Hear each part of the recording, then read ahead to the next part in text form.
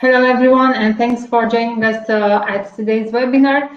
Here with us is Federica Leotta, intern Brand Advisor at Universum Italy. Some of you might already be familiar with Federica's name and face because she was supposed to join us in February at Leap Festival, and she should have been on stage. Tell us a bit more about the employer brand, because I know that in the past 2 years it has been a real important concern for many of you to build your employer brand. So what is going on at this point with employer brands? How strong are they, and what challenges an HR manager or a business owner in terms of employer branding, and how important it is to build it based on real data will be the focus of Federica's presentation today. Hello, Federica. Thanks for joining us. Please tell us in the beginning, just a second, if you have questions, please add them either in the chat section or in the questions section, and Federica will answer them live. So Federica, how important it is at this point to have a strong employer brand, having in mind that in Romania, at least, it has become a market in which the employers are at this point stronger than the candidates, because there are more candidates than jobs on the market. So it has been a switch in the situation. So please, Federica, tell us in this respect how important it is to still be concerned about your employer brand, and what can you do in this time? Thank you so much, Anna, for having me here. It's a pleasure to finally being able to share what we have collected as Universum, and to share my perspective. I was so sorry, and Anna knows it very well, when I had to stay in Italy because of the current situation. So I couldn't leave the country. I couldn't travel. I was exactly in the spot where the virus hit the most. So it was better for me to stay. So happy to be here today. The question you ask is a very good question indeed, and we will see more in today's presentation. So I brought some data, of course, to support my answer. But the short answer is it is important to still talk about the company employer brand, because it is a moment of crisis where the true nature of the employer comes out.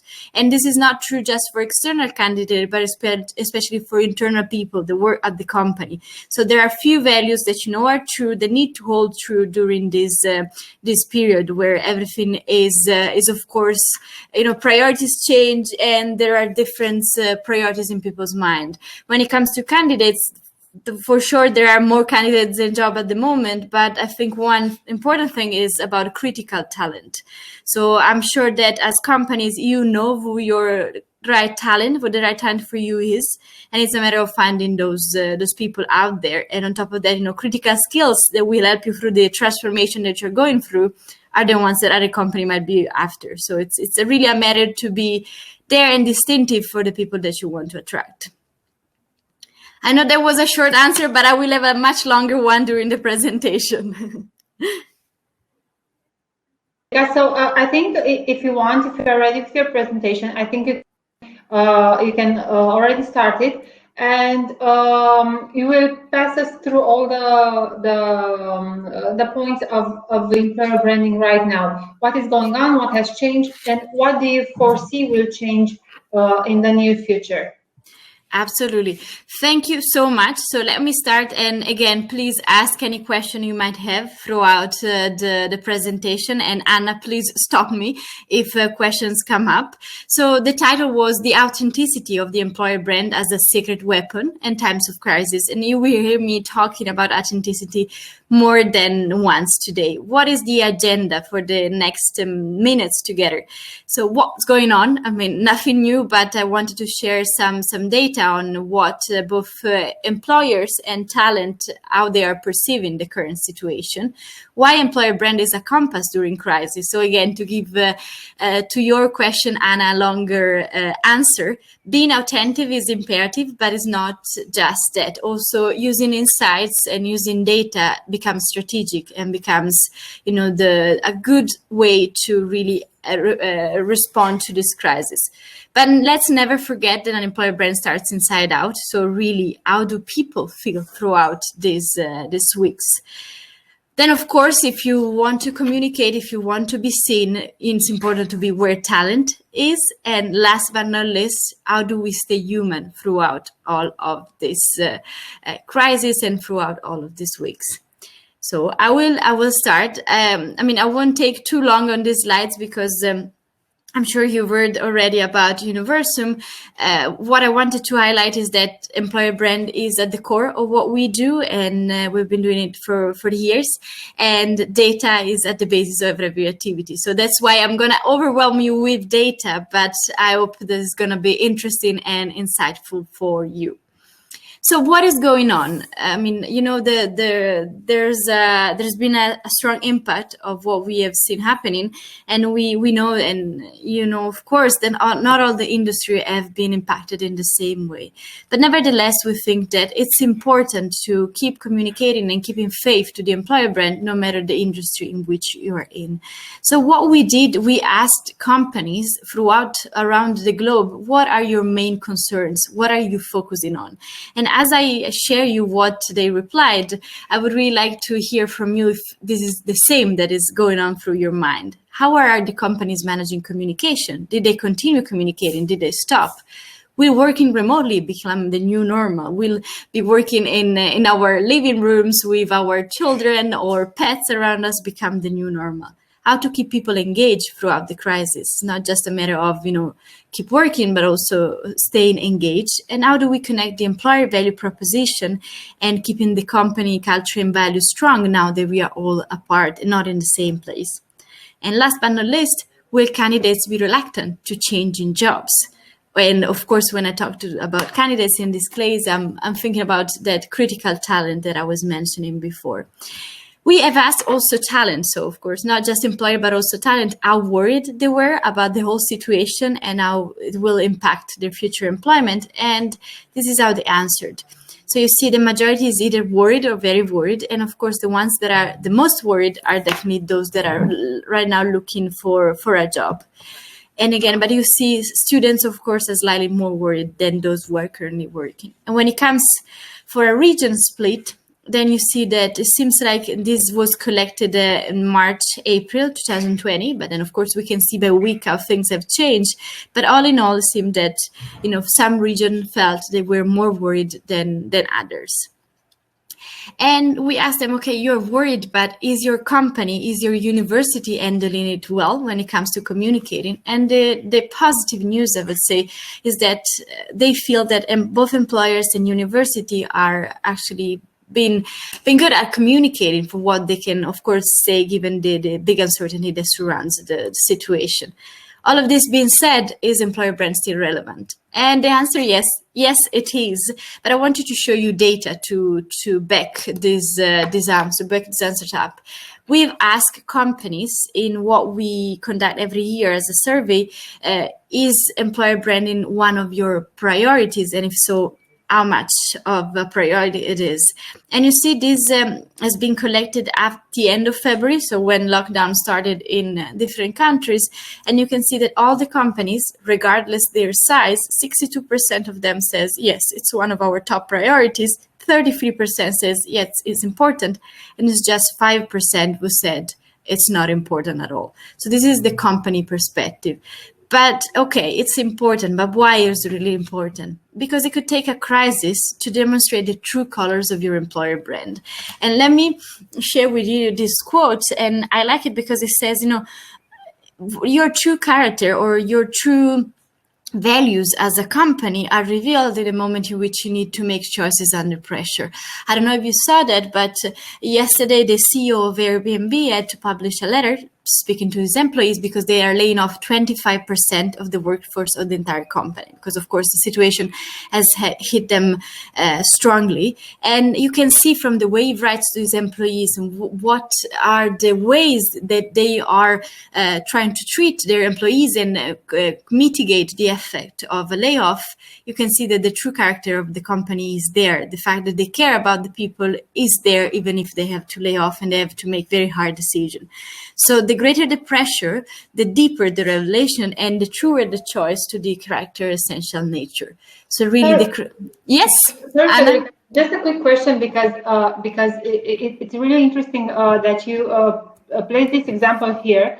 I think maybe everyone knows it. It was all over the media in the past days. How would you assess that letter that the CEO and founder of Airbnb sent to the employees? Is this a good practice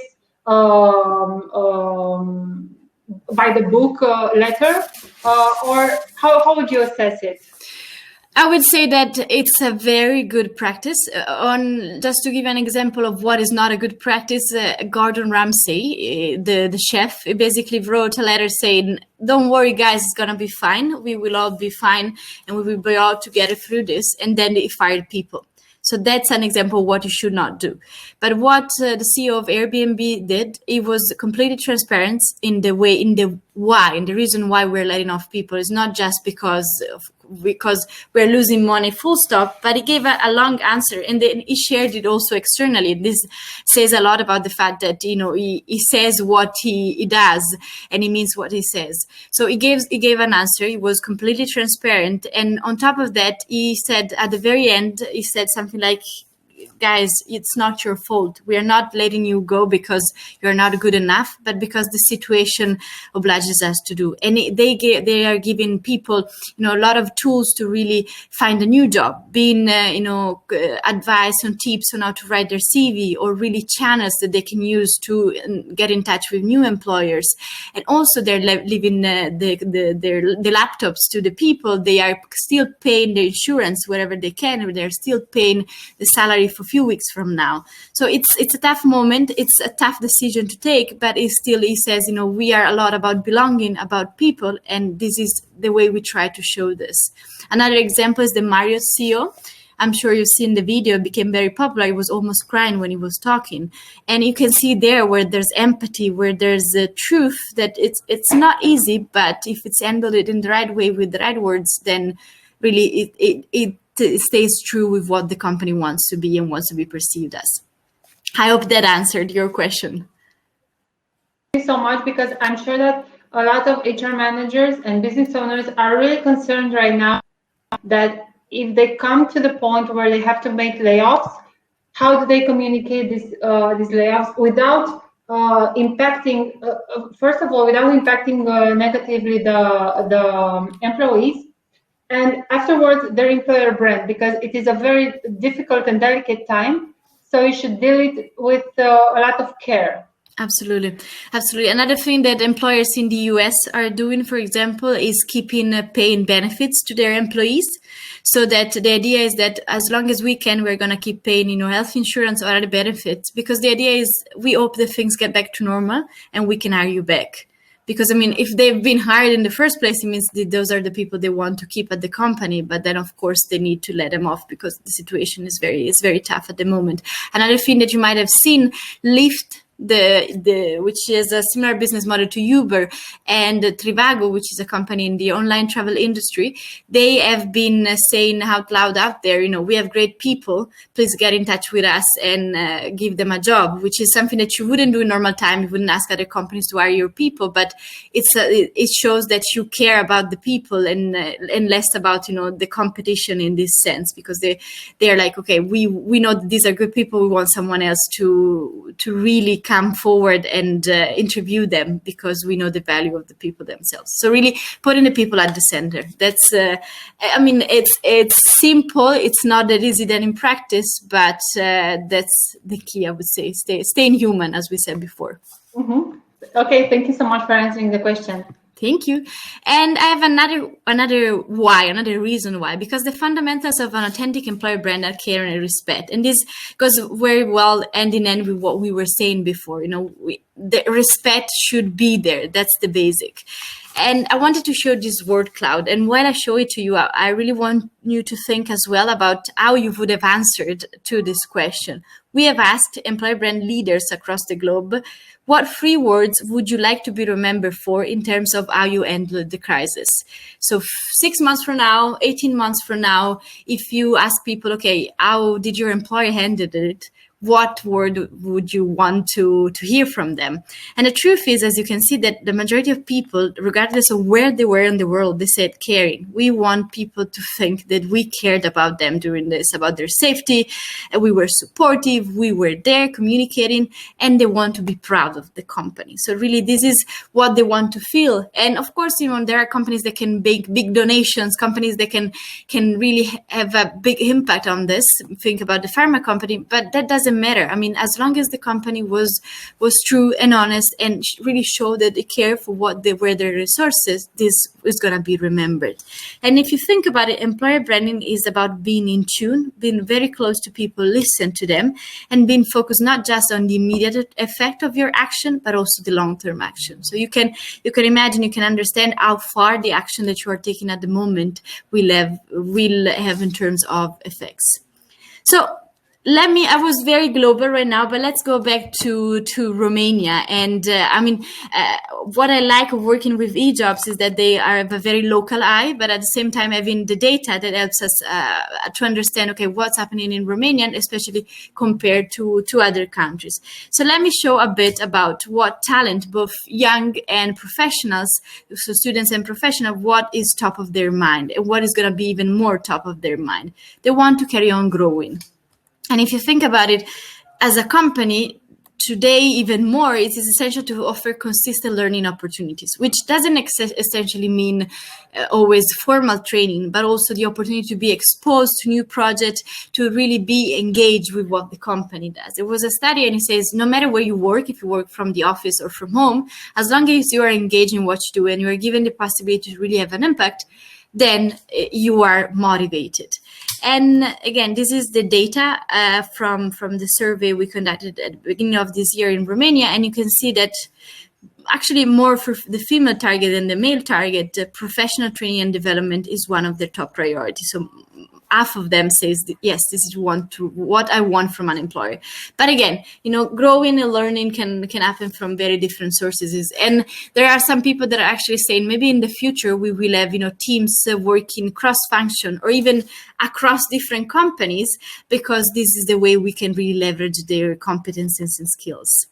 What we did, we collected a few best practices of what companies are communicating. I'm sure some of them you already seen them, but some of them are interesting ones to reflect upon. This is KPMG, and KPMG is still offering internship, but in a virtual setting. So basically, students can sign up. They will be assigned a task, and they will be supported in this by a KPMG manager. So it's still a way to keep students engaged, because one thing that is important to do now is reassure them. And one thing that we noticed is that if you don't tell students and also professionals that you are still hiring, they will assume you are not. So very important to say that you're still hiring if you are, of course.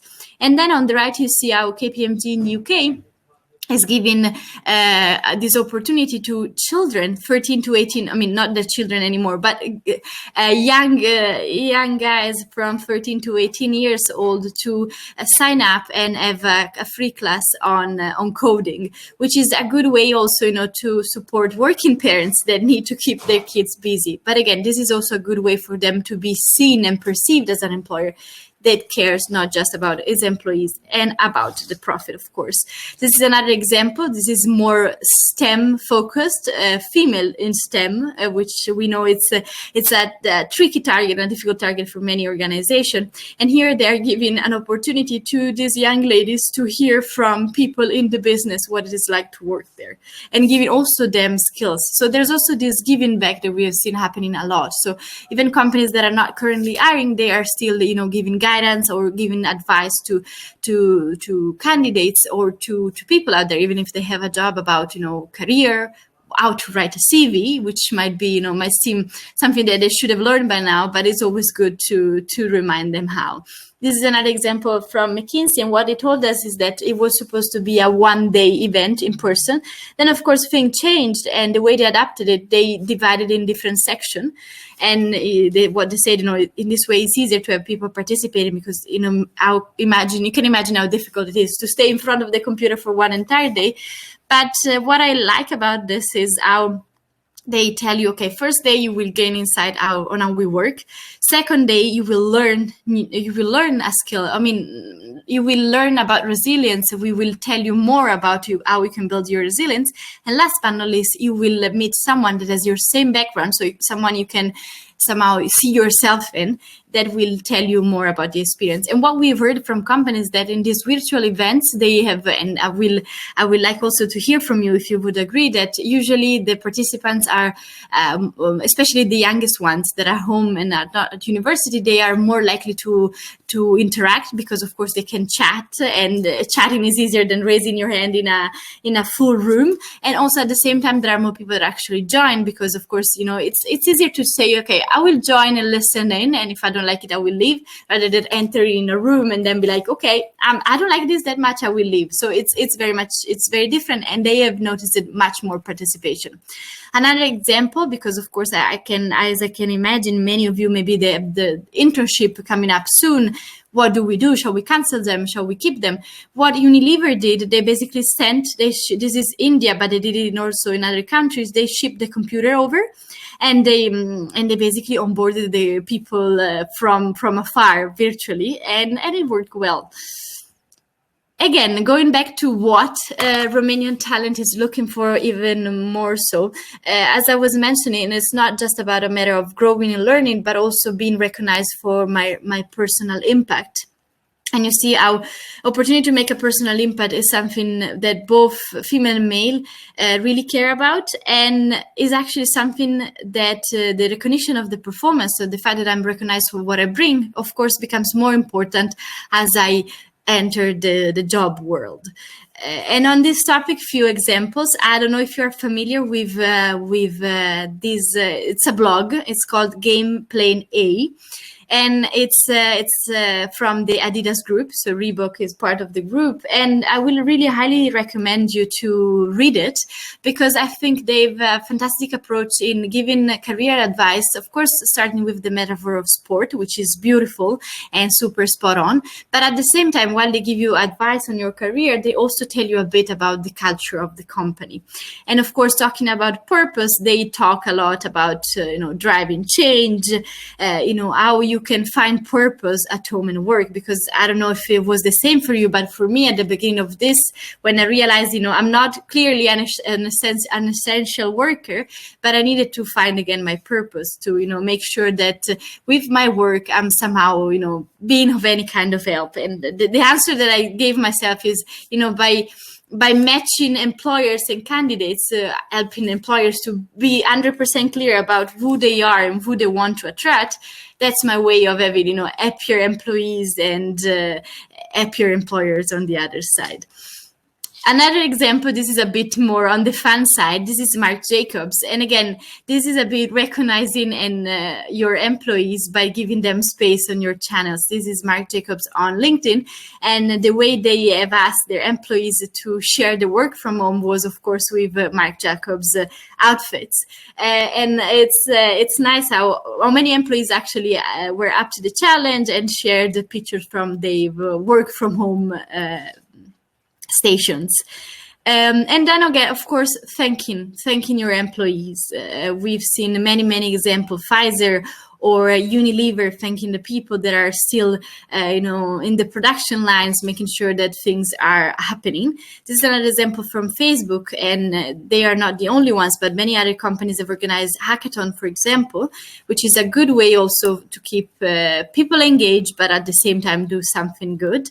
And again, share examples of how people in the company feel that they are actually having an impact. Again, some other thank yous. And if you think about it, of course, recognizing and say thank you to colleagues is important, but it's never been as important as it is now, because, we really need to hear that and to still feel that human touch. Last but not least, they want flexibility. And I wrote for real, because if you think about it, yes, we are working from home.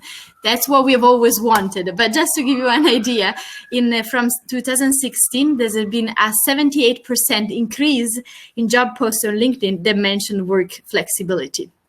And as you can see, remote work, before all of this happened, was allowed to different degrees in different industries. We have talked to companies that were saying, for us, working from home was one thing that we were planning to do maybe in a year or so for few people as a pilot project. And one day, from the night to the day after, the entire company was working from home. So, we have seen changes that were supposed to happen in years that happened in a matter of hours. But of course, being able to working from home doesn't mean to be able to have flexible working conditions. So this is something that is important now, and it will be even more important in the future, also because to a certain extent, we have a little idea of how the future will look like. But being flexible, of course, means being respected for what I value as a priority in my life, and definitely, being able to really what has been said many times, working by objectives rather than working because I work 8 hours. No, I work because I've reached my objective, and definitely this entails a lot of trust, which is needed for this to be possible. And in terms of flexibility, I really recommend you to look at this video. It's hilarious. So it's basically this dad is a PwC managing partner with his kids, and basically they are just pretending they are on the news, and you see how the kids are they are fantastic. They are very good actors, but this is also a way to bring your whole self. That's another way. And I guess that never like this before, we were able to really bring our own self to work, not just because we are connected from our living room and you might see members of the family passing by in the background, but because it's accepted. It's actually really it's a part of who we are and what we bring to the table. And we've read a quote from a BCG manager saying, I've heard my colleagues saying that they trust more their leaders because they've seen them with their kids, which makes them way more human than what they were taught of before. Another example is Nike, some things that maybe we wouldn't have seen a few months ago if you think about it. But you have the creative director working, or creative manager working with her kids in her kitchen, and she's sharing this picture on an official channel of the company. And another one, still talking about flexibility, the permission to pause. I don't know if it's the same for you, but working from home doesn't mean working less. Sometimes actually means working more than what we usually do, and having the permission to pause to say, okay, you know what, I'm going for a walk, I'm reading a book, I'm doing something that is not work related. That is something that we need to always keep in mind.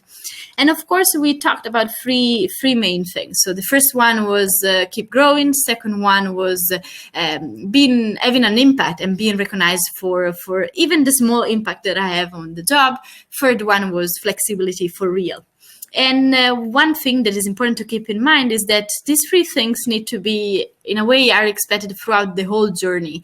And with journey, I mean really this journey that as candidates at the beginning, as employees later on, people do throughout and through their life at the company. And these are also, we call them touch points, moment of contact between the person and the company, and they need all to be aligned, of course, to offer a consistent experience. But let's never forget, exactly because there's a journey and there's an experience, that everything we have said starts from the inside. So really what the employer brand starts from is the employment experience. And I really like this ING image because it says this is not how it looks to work at ING. Definitely this is not what they do, but it's how it feels.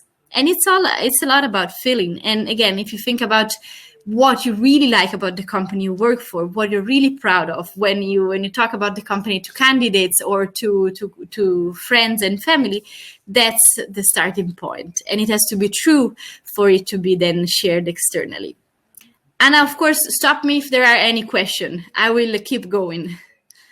And again, employer branding.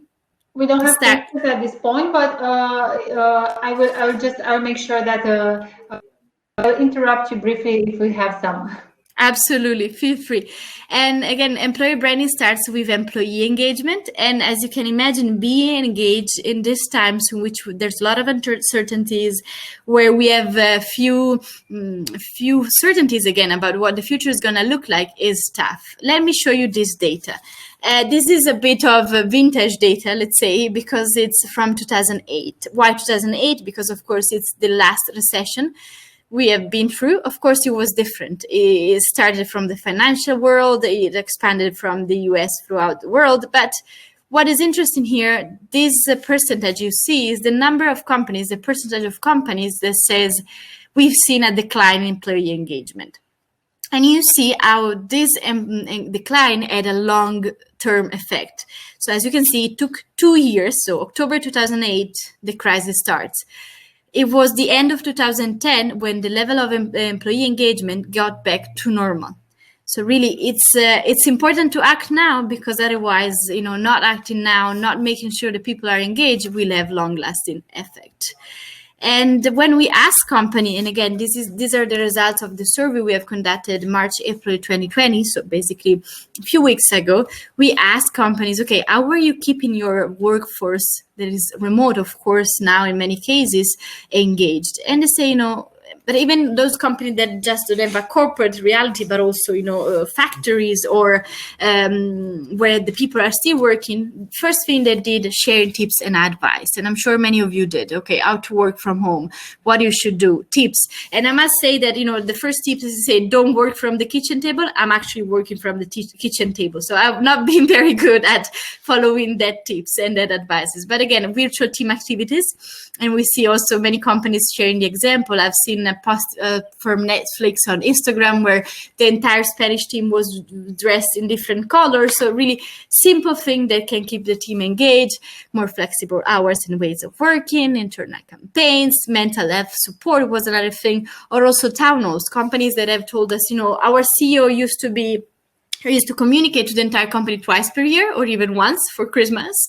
And now we see him every week from his living room. So there's some people said, and I don't know if you would agree, that we are communicating now even more than before. For sure, I've discovered so many things about my colleagues that I didn't know before. So that's the positive, I would say, about the situation. And when we ask them what kind of channels they use to communicate, traditional email is number one. Microsoft Teams and Zoom are the most used, apparently. But the good old telephone, we are still actually picking up the phone and call our colleagues. And again, I think what is important, and a way that is important to start every conversation, is asking, how are you? But really meaning to listen to the answer, really caring about what they have to say. Because at the end of it, what is happening and what we are all going through is this cycle of change in a way. We have started with a first phase in which we were thinking, okay, this is not happening. This must be a science fiction movie. There's something wrong here. And then, of course, there's a frustration. There's a low point we reach. And then I reached when I realized I couldn't come and join you for LIP. But then, there's a turnaround and there's going back to normal, but being a bit more aware of what we have been through. So what is important here is that, on one hand, being in tune with employees. So making sure that, are they okay? Is there anything we can do so that they feel better? Are we providing them all the information they need? What are their concerns at the moment? So there's an internal side, but also there's an external side. What is happening out there? What are the priorities of the young talent out there? The STEM students we wanted to attract, are they still attracted by the same thing? And of course, as I mentioned before, critical talent attraction becomes harder. And this is what we got from a survey again that we conducted with companies. 57% of employer brand or talent acquisition leaders said that they are expecting the hiring to become harder in the next 12 months. But not just general hiring. It's more because there are, as we said before, Anna, there are a lot of candidates out there. Is more about this critical talent. And what does critical talent mean? I'm sure each of you has a different definition, but the truth is that the majority of companies, when asked, they say that learning agility is what they're looking for. So the ability really to learn in new contexts and to learn new competencies and skills. And you see also collaboration comes seconds, and remote collaboration, I would say, is another skill that we really, really need. And again, I think it's important, right? When we talk about external, it's not just about potential candidates, it's not about people working at other companies that you want to attract because they have the skills that you need, but it's also consumers. And of course, might be more true for those companies that have a strong consumer brand. They are B2C. But in turn, also for consumer, it's important how the company treats its employees. So it's not just a matter of your own employees and how engaged they are and how they will be in the next few months. It's not a matter of how easy it's going to be for you to recruit and keep engaged the critical talent you want to have on board, but it's also consumers. And this is a Kantar research exactly that points to that direction. And Federica, just a quick question. We have a question from Diana because you talked about flexibility, and she's asking, how do we manage the flexibility during this period and also the engagement of our employees? Because many managers see working from home that you are available all the time. Many of them think that it's okay to send you an email and should expect a reply at, 9 p.m. or 7 a.m. or so on. How do we manage this? You can also see Diana's question in the chat section. It's the last person adding a comment, if you can see it. Thank you so much, Diana, for this question. It's a relevant question indeed, because flexibility, can be seen as a good thing or a bad thing. If flexible means being able to work 24/7, that's not the flexibility we and they want. I was reading about a company who decided to give Friday off to the entire company because they said, so in this case, we're sure that everybody goes off in the same day and we don't have people reaching out to colleagues, expecting them to give them an answer why colleagues are on holiday. I would say that, it starts from the top in the sense, and if you said the right word, sometimes managers expect you to act in a certain way. But I guess, in this specific situation, we should have, in the best case scenario, we should have the leader of the company realizing that people need to switch off. And it's because of their mental health, because of, we are worried more than we are usually. And also because you might have also, a house to clean, a dinner to prepare, and a life to to carry on with. So really having at the top that sensitivity where leaders actually realize that, okay, we need to apply some rules and policies and say, at 8 p.m. or even better at 6 p.m., 7 p.m., we are supposed to be off. And if there's anything that is very critical, so having a kind of an urgency ability to really discern what is urgent and not as we usually do, everything is urgent and is needed for yesterday, but really make sure that we prioritize what needs to be prioritized, and for the rest, really put the person at the center. And I realized that the managers in some companies especially tend to have this idea of, okay, especially with the youngest recruits, they need to be able and available all day, all night. But again, it should start from the top. They should be the one giving the examples and be like, okay, I won't answer. These can be taken tomorrow. So what can we do? I think, showing data in a way can be a good example to let them realize, you are the only one left in this earth to expect me to send it out, and make it look like it's their decision vision that, okay, you came to the realization that it's good for the people to have the people at your company to have that time to really, switch off and think about something else. And what I'm realizing from what I'm hearing from companies, and I hope it's going to be the same for you, is that, managers are realizing, being at home themselves, that, they need to let their people have their own time. And even those who are actually supporting employees with psychological support, with mental health support, that means a lot. That, that they came to a realization that being healthy as an impact on how you work. And I'm not just interested in you as a performance in the company, but I'm interested about you as a person. And who should take charge of this situation? I mean, the HR manager should talk to every team managers and tell them, okay, guys, so starting 5 or 6 p.m., you should no longer send emails or call them or so on. Or should can employers tell this to their managers, like, okay, I'm sorry, it's 6 o'clock, let's talk tomorrow. How do you tackle this issue? I mean, to give you a concrete example of how this could be handled, I think on one end, having maybe a small pulse check survey. So really asking a couple of questions. It could be done, with how do you feel? Do you feel overwhelmed? Do you feel, and having their honest experience. And then as an HR manager, going back to the team leader and be like, this is what people are saying. And maybe, you should rethink about this, because otherwise they will burn out and, they won't be able to really support you anymore. Because, it can be bottom up, but it really depends on the culture, because there are some cultures which it's okay for me to raise my hand and say to my manager, this is not going well. But there are other cultures in which, as an employee, I'm actually afraid of speaking up because I don't know what could be the reply. So I would say the HR manager, of course, being humble and respectful, being like, I know that you have targets to reach. I know that it's tough, but, you need to be very, very patient and I think this all situation that we are living is, in a way, is a stretch and an exaggeration of what we were living before. Because, I'm assuming, and I know that many of you were experiencing this before all of this happened. We still had, with the fact that we have the emails on our phone and the computer, sometimes we bring it home. It was the same before. But now, really, like, the situation had got to an extreme that they can really realize, we cannot go on like this. And hopefully, after we go back to our new normal, they will have learned that, you cannot expect people to be there 100% of their time. There's a difference between being always available and being engaged and motivated to reach the result. I can still, help you reach the result if I reply to this email tomorrow morning at 9 a.m. Actually, it's even better because I'm a bit more refreshed from my night's sleep.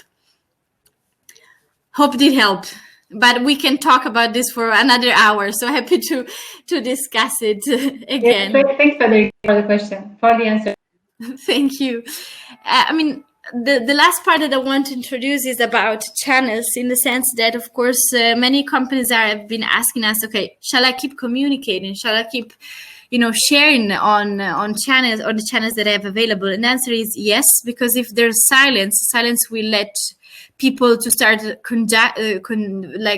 conjectures or fears. It's like, okay, if they're not saying anything, it might mean that something is wrong. And again, as I was mentioning before, if you are still hiring, share it, say it, because they will take it for granted that you are not. And at the same time, this is the moment in which vulnerability is okay. So this is also why I was mentioning before, talking to the managers and having them starting it, because they might not even have the answer on how are we gonna hit the targets, how are we gonna make sure that the company is still in good shape. They might not have the answer. So this being said, it's still important to communicate, where to communicate, what to prioritize, and if it's a matter of finding talent where they really look for information, especially for the younger one, but this is also true for professionals, social media is the answer. So really having having channels where you can talk about what you're doing. And I was reading research from LinkedIn, and they said that the posts that I got the higher engagement later were the ones where companies were sharing what they're doing about the situation, no matter how big their action is. So you don't need to be donating 1 million euro for the cause to be recognized. Absolutely not. But it's more about, we are doing something, we are there. Being it, I've seen many companies now that in some countries they are back to work, they're giving a health package in a way, so like making sure that people have everything they need in order to face the world outside.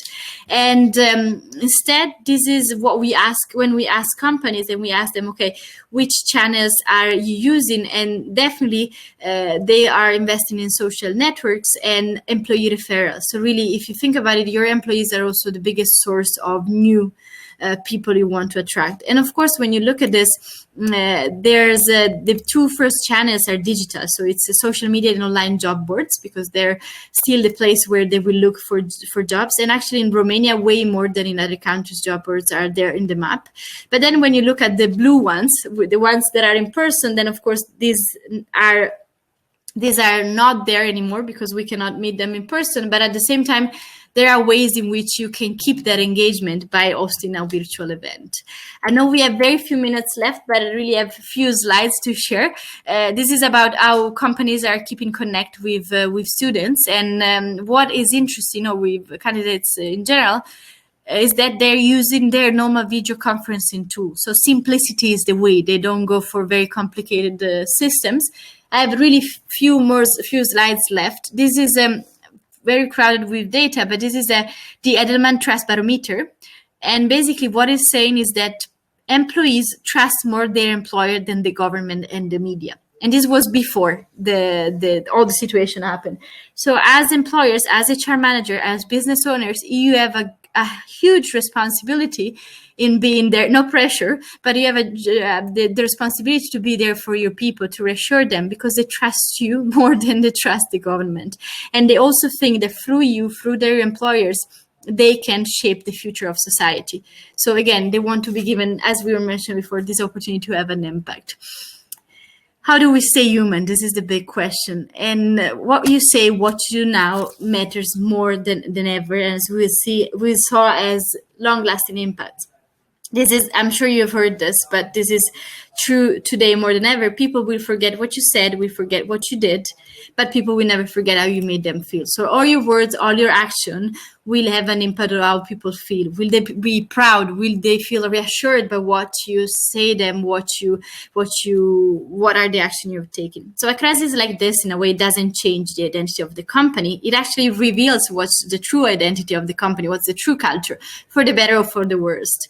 And we have heard from many companies, for example, in the retail industry, that of course has been highly affected, where they said, we knew what our culture was, and after this we are sure that that's actually our culture. It's not just nice words written on paper.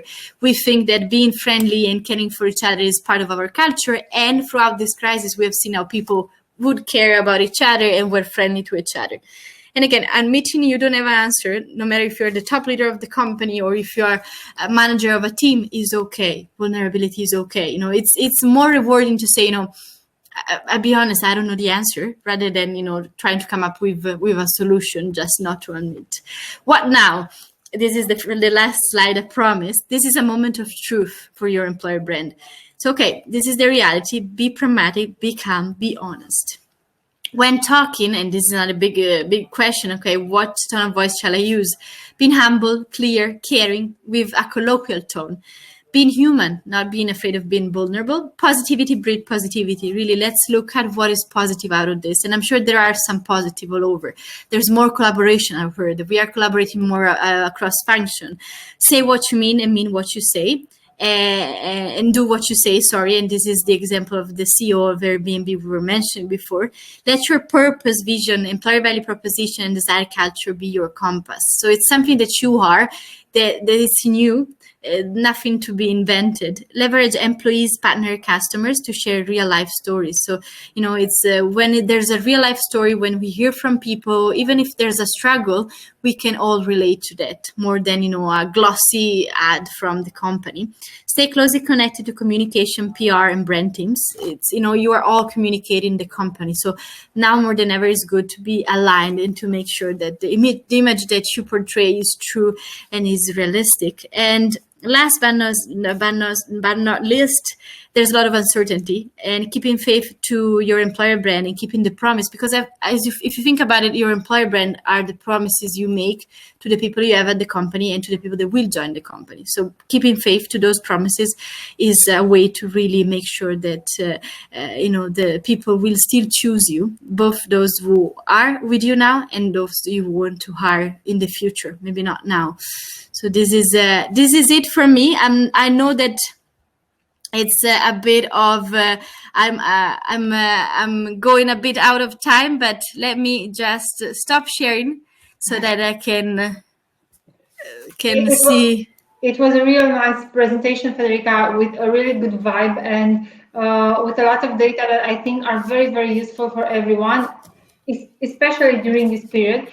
And I would have a question, one last question for you. In the following period, what categories of candidates will be the hardest to attract and to retain? Entry-level candidates, specialists, managers, blue-collar workers. Where will be the most delicate touch point? This is a good question indeed. I would say beyond, the skills we were mentioning before, so the learning agility, but when it comes to really like which are the groups of candidates that will be most difficult to attract, I think when it comes to young graduates, so very, very young population, then it's those skills that are most in need. And I'm thinking about, we have been talking a lot about digital transformation. Countless companies have always told me, we are looking for digital profiles, which means people that have that digital readiness in their mindset, but also tech skills.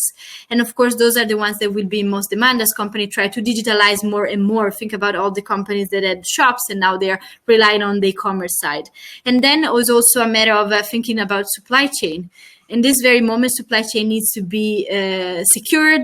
And I've heard from companies that they had to double up their production in some cases where they were producing first really like essential needs. So I would say it really depends in some way on the industry, but specialization in certain fields which will be very much required. So it's going to be, again, as we saw, tough to, on one end, keep that critical talent that you might have already. So make sure that they are happy and that they feel they're heard. And at the same time, it's going to be tough to, kind of attract them when they're working at other company. And if the employer brand is strong, then you can even afford to pay them less, to have a lower premium in the salary because there's equity in your brand. So they will be happy to join the company because you will provide them with an experience that is more valuable than the money itself. And one more question. At this point, many candidates are looking towards a stable company because a lot of companies are going through a difficult patch. Some of them are even on the way of perishing, let's say. So the element of stability is very important. Financial stability on the market. How do you attract or how do you build your employer brand if you are a startup or if you are a company which in this period has underwent very serious problems? How do you still keep your employer brand attractive? I can answer with data and to this one because we have been looking at what has changed in terms of priority for students once the situation has become once the life has changed because they were not allowed anymore to go to university, and the same for professionals. So what we found is that on one end they care about innovation, so how innovative the company can be. So even if it's a startup, so of course it's less stable by nature, but at the same time, if I see that it's in that business that we know is going to be very profitable in the future or is very innovative, then why not? So this is one thing. Second thing is what we call the good reference for future career. Meaning that if as a company, I can provide them with skills, so I can grow their skills in a way that they will be more employable in a way in the market, that's another good way to really appeal and make sure that they will choose you no matter how stable you might look from the outside. And last but not least is also about leadership. Leadership is a word that is coming up in what especially students say a lot. And I wonder, what do they mean by leadership? But I think for them it's a matter of, again, having an impact. And we saw how after this abrupt change in the way people live, they are looking for inspiring leaders even more. And how do you define an inspiring leader? I think there's a personal touch to it, but at the same time, the inspiring leader is what we mentioned before, the Airbnb CEO, marriage CEO, so people that are humans, first of all, and at the same time, they have a clear direction and a clear vision, even though, there's a lot of uncertainty, but they have few values that are true, we want to stick true. And again, the Airbnb example is that one of the part of our culture is really belonging and caring about people. And this is what is going to be true forever, no matter how bad the business is going to be. Okay, thank you so much, Federica. It was really, really nice talking to you today. Thank you all for watching us. You will be able to re-see the webinar as soon as it is over. Thank you again for being here today. See you at the next webinar in a couple of weeks. And until then, everyone, stay safe. Thank you, Federica. And thank you very much. Finally, someday, hopefully not very far from here. Hope to see you in person soon as well. Thank you so much. Thank you. Bye. Bye.